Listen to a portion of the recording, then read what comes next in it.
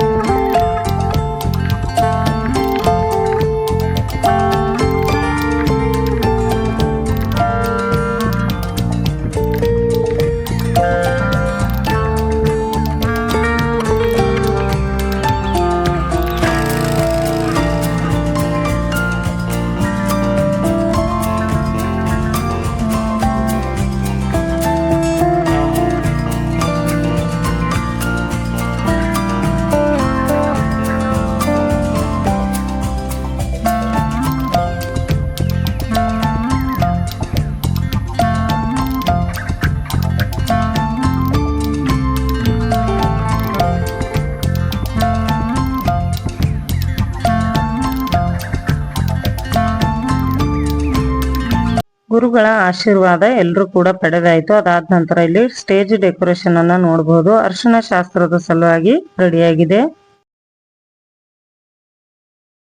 ಇಲ್ಲಿ ಹೂವಿನಿಂದ ಅಲಂಕಾರ ಕೂಡ ರೆಡಿ ಆಗ್ತಾ ಇದೆ.